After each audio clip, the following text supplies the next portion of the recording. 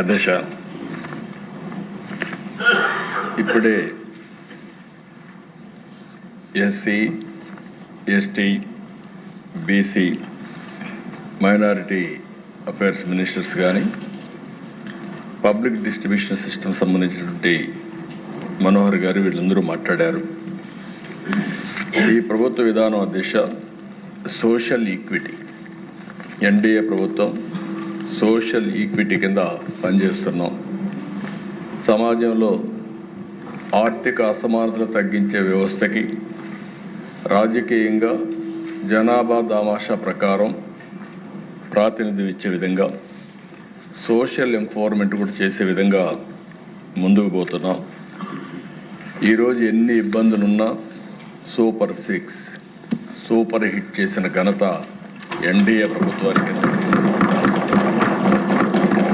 ఇది మొదటి చర్య మాత్రం. దీని తర్వాత అదర్ సంక్షేమ కార్యక్రమాలు ఈరోజు దీంతోనే ఆగకుండా మిగిలినటువంటి అన్ని వర్గాలకు, ఆటో డ్రైవర్స్ మొదలుకొని మత్స్యకారులు కానీ లేకపోతే చేనేత కార్మికులు కానీ ఇలా అందరికి కూడా న్యాయం చేయడం కోసం అనేక ఇనిషియేటివ్స్ తీసుకున్నాం. ఇప్పుడే మంత్రి గారు చెప్పినట్టు ఎసెన్షియల్ కమాడిటీస్ ఇవి కూడా సమర్థవంతంగా డిస్ట్రిబ్యూషన్ ఇవ్వడానికి ప్రణాళికలు తయారు చేయడమే కాకుండా టెక్నాలజీ పర్ఫెక్ట్గా ఉపయోగించి దీనిపైన కూడా ముందుకు పోతున్నాం. ఈరోజు సంక్షేమ కార్యక్రమాలు ఏదైనా అధ్యక్ష కైండ్ కానీ లేకపోతే డీబీటీ కానీ ఏది ఇచ్చినా ఇమీడియట్ టెక్నాలజీ ఉపయోగిస్తున్నాం. ఎక్కడ ఎలాంటి లొసుగులు లేకుండా వీలైనంత వరకు పర్ఫెక్ట్గా ఇవ్వడానికి ఈ ప్రభుత్వం పనిచేస్తున్నాం అని చెప్పి కూడా నేను మీకు తెలియజేస్తున్నాను. ఈరోజు మనకు ఆర్థిక ఇబ్బందులు ఉన్నప్పటికీ ఈరోజు బడ్జెట్ ఈరోజు ప్రవేశపెట్టినప్పుడు మీరు చూశారు. షెడ్యూల్ క్యాస్ట్ల కోసం కానీ షెడ్యూల్ తెగల కోసం కానీ వెనుకబడిన వర్గాల కోసం మైనారిటీల కోసం వీలైనంత వరకు బడ్జెట్ పెంపు చేశాం. అవన్నీ కూడా అమలు చేయడం కోసం చిత్తశుద్ధిగా పనిచేస్తామని చెప్పి కూడా నేను మీకు తెలియజేస్తున్నాను.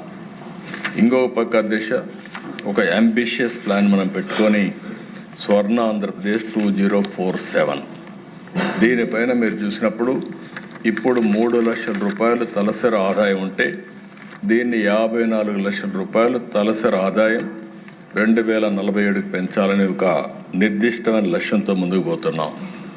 అందుకే మా మంత్రులు మాట్లాడినప్పుడు అధ్యక్ష ఫోకస్ అంతా కూడా భావి తరాలపైన పెట్టాం.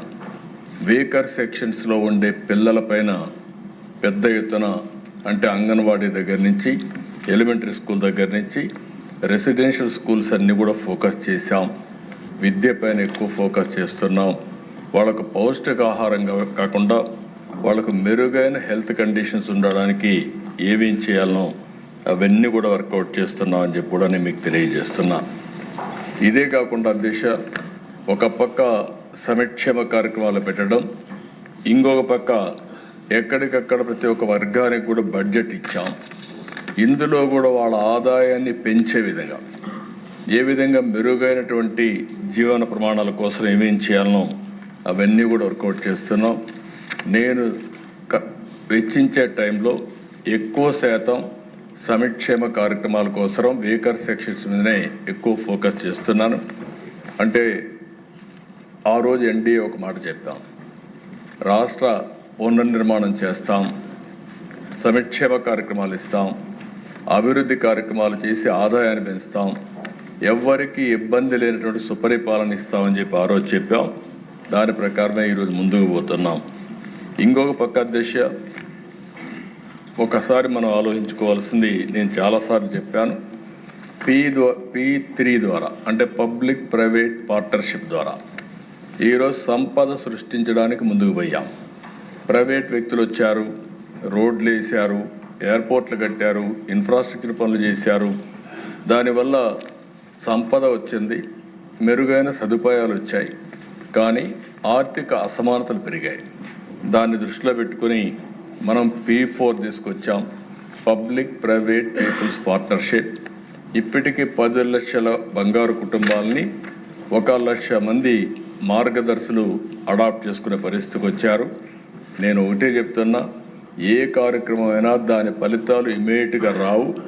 దాన్ని నిరంతరం పర్యవేక్షించగలిగితే దీనికంటే మించిన ప్రోగ్రాం ఆర్థిక అసమానతలు తగ్గించడానికి వేరేది లేదని చెప్పి కూడా మరొకసారి మీ అందరికీ విజ్ఞప్తి చేస్తున్నా.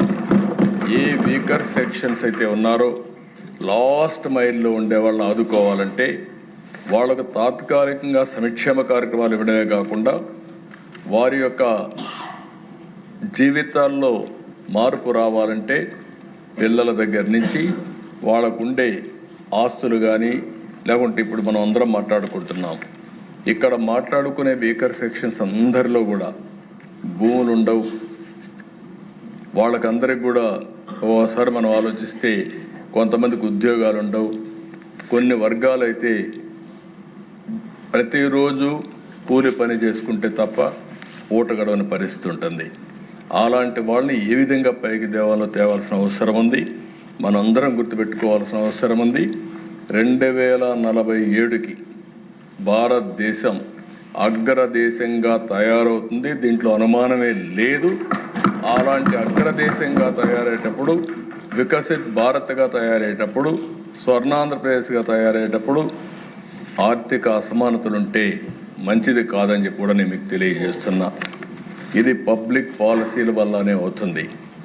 ఈ చట్టసభ మనందరం కానీ ఒక పద్ధతి ప్రకారం పనిచేస్తే ఆర్థిక అసమానతలు తగ్గించడం కష్టం కాదు.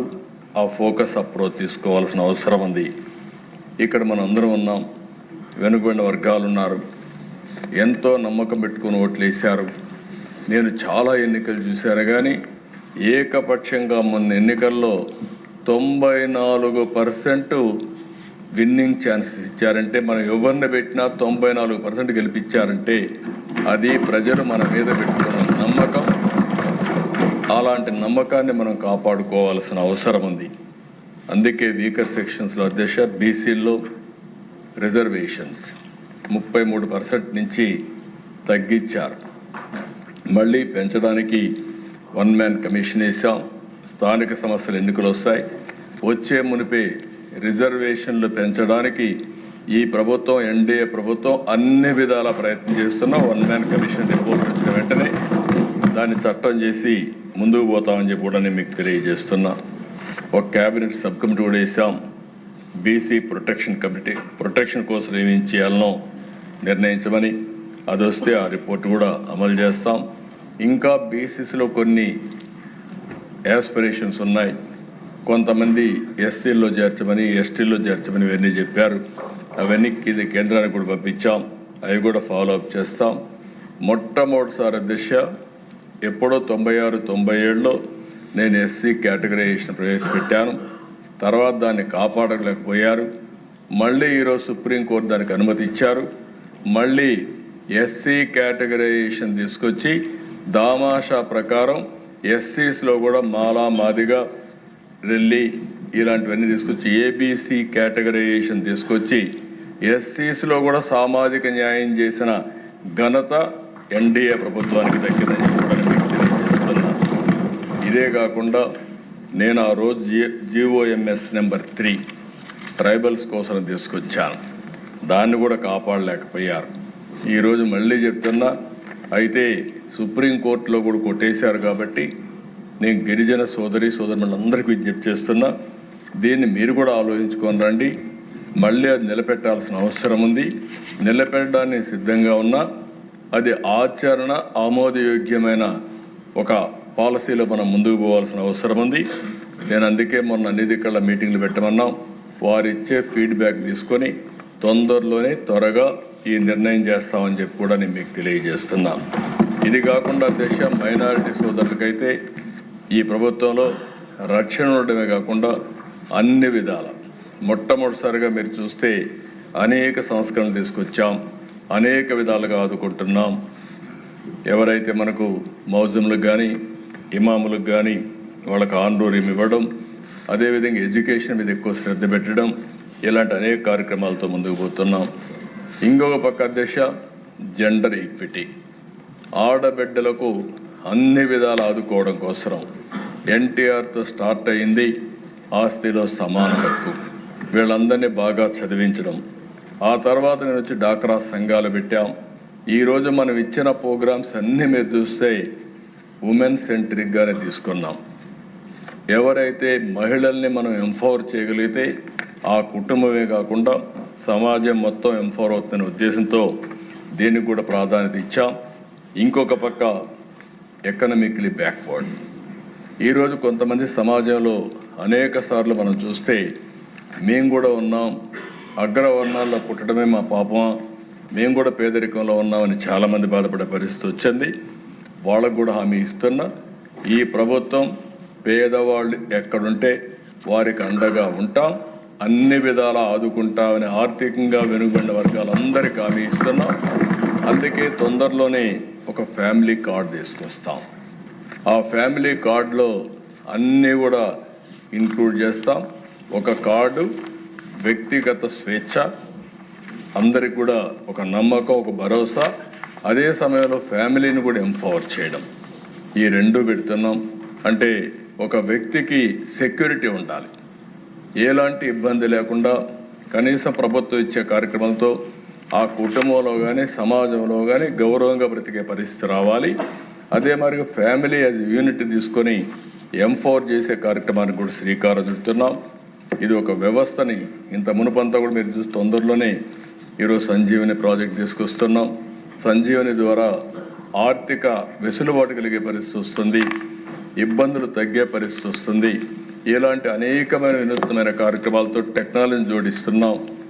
నిన్న మొన్న నేను చూశాను, ఢిల్లీలో కూడా ప్రధానమంత్రి గారు వరల్డ్ ఏఐ సదస్సు పెట్టారు.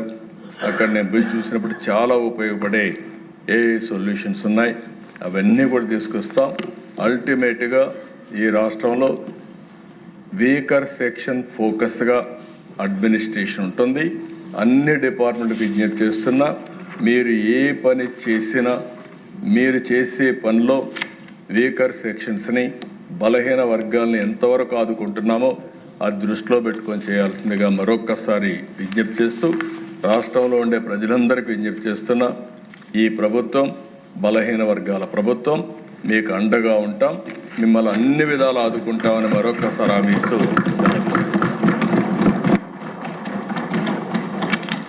ఓకే అండి.